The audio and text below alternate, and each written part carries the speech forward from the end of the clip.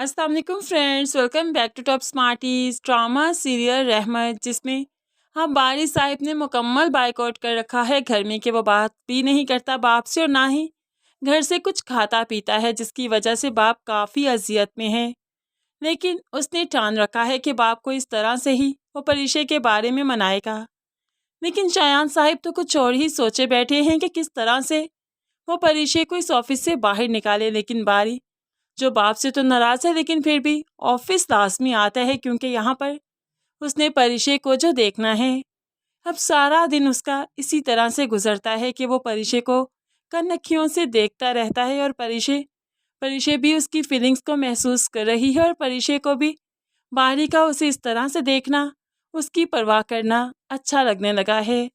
खैर यहाँ पर ऐसे तो दिन गुजर गया, लेकिन रात कैसे ही कटेगी। अब बारी जो कि परिचय की आदत खुद को डालता जा रहा है, वो परिचय के बगैर एक भी पल नहीं गुजार सकता। इसलिए सुबह के वक्त तो परिचय को देखते देखते ही दिन गुजर जाता है, लेकिन रात जो हुई तो रात के वक्त वो थोड़ी देर परिचय की आवाज़ सुने बगैर नहीं रह सकता। थोड़ी देर ही सही, लेकिन आवाज़ सुनना बहुत ज़रूरी है। इसीलिए किसी न किसी बहाने से वो परिचय को कॉल्स कर ही लेता है और परिचय उसकी फीलिंग्स को समझ रही है, इसलिए हिचकिचाते हुए ही बात करती है। और फिर ऐसा भी नहीं कि अब की बार वो फ़ोन पिक ही नहीं करती। जब से बारी ने दादी के मामले में इतनी हेल्प करी है, तब से वो बारी की कॉल ज़रूर पिक करती है। लेकिन उसके बाद रुमैसा बेगम जो कि बारी को ड्रॉप करते हुए देख चुकी है, इसलिए वो इस बात को जाने नहीं दे। वो तो आलिम साहिब को बताने लगी कि कोई लड़का आता है इसे ड्रॉप करने, इतनी बड़ी गाड़ी है। तो आलिम साहिब इग्नोर करने लगे, मेरी बला से मेरा कोई रिश्ता नहीं उनसे। तो ऐसे में रुमैसा कहने लगी, जो भी है आप लाख इनकार करें, लेकिन आपकी बेटी है वो। अगर ज़माना बात करेगा कि आपकी बेटी किसी के साथ गाड़ी में क्यों आती है, तो आप तो वहीं पर मर मिटेंगे। फिर कैसे कहेंगे कि आपका कोई ताल्लुक नहीं उससे। ऐसे ही काफ़ी भड़काया कि अब आलिम को एहसास हुआ कि वाकई परिचय गलत कर रही है और उसके खिलाफ कोई एक्शन ज़रूर लेना चाहिए। इसीलिए तो अब वो उसी वक्त उठकर जुबैदा के पास आ गया। ये क्या करती फिर रही हैं तुम्हारी बेटियाँ? कौन आता है उसे ड्रॉप करने? तो ऐसे में जुबैदा बताने लगी, रोज़ नहीं आता। जब कभी वैन मिस हो जाए परिचय की, तो परिचय के बॉस का बेटा उसे छोड़ने आ जाता है। बहुत अच्छे भले लोग हैं वो लोग।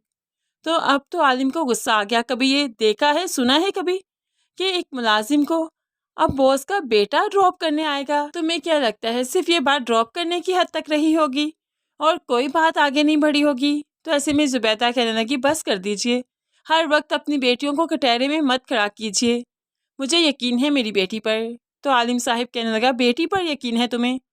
क्या उस मर्द पर यकीन है जो तुम्हारी बेटी को छोड़ने आता है? क्या उसकी अटेंशंस कोई और नहीं होंगी? बस परिचय को समझा दो अपने अल्फाज में कि मुझे इतना मजबूर ना करे कि मैं उसे घर बिठाने पर मजबूर हो जाऊं। दूसरी तरफ अलीज़ा की ज़िंदगी काफ़ी हैप्पीली गुजर रही है, क्योंकि चाहे सास और नन इसे टफ टाइम देती हैं, लेकिन सोहेब जान मारता है इस पर। इसे ज्वेलरी बनाने की इजाज़त भी दे दी कि तुम्हारा पैशन था, क्यों छोड़ दिया तुमने।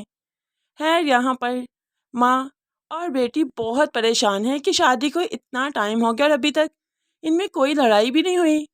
रमशा जिसके बच्चों की छुट्टियां ख़त्म हो गई, वो वापस जाने को है, इसलिए जाते जाते चाहती है कि इनकी लड़ाई हो जाए। तभी तो अलीज़े जब चाय बनाकर लाई तो जानबूझकर अलीज़े से चाय पकड़ते हुए खुद पर गिरा लेती है ताकि उसके हाथ पर जख्म आए और फिर ज़ुहैब अलीज़े को डांटे। लेकिन यहाँ पर अलीज़े के हाथ पर भी जख्म आएगा और इस तरह से ज़ुहैब अलीज़े को नहीं बल्कि रमशा को ही कहेगा कि देखकर तो पकड़ती, अलीज़े पकड़ा रही थी ना, तुम्हें देखकर पकड़ना चाहिए था कब। जिस पर रमशा फिर से गुस्से में आ जाएगी कि ज़ुहैब हाँ अलीज़े पर गुस्सा क्यों नहीं करता।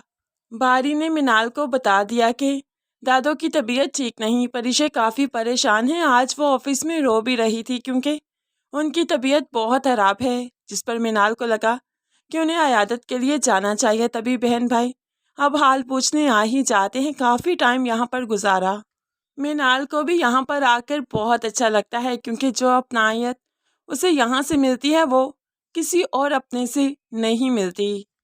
परिशे भी हैरानगी से देखती है कि बारी के साथ इसकी फैमिली किस कदर अटैच है और बारी बारी भी कोई स्टेटस कॉन्शियस नहीं, वो भी सबके साथ बहुत अटैच है और मिनाल भी।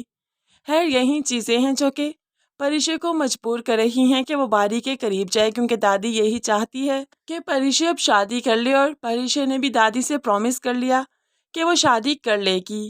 खैर, यहाँ पर परिशे बारी की तरफ मुतवज्जो हो रही है, लेकिन शायान साहिब बाहर क्या कदम उठाने वाले हैं ये देखना काफ़ी इंटरेस्टिंग है, क्योंकि मोहब्बत करने वालों के दरमियान से ज़माना इतनी आसानी से हट जाए ये तो मुमकिन ही नहीं।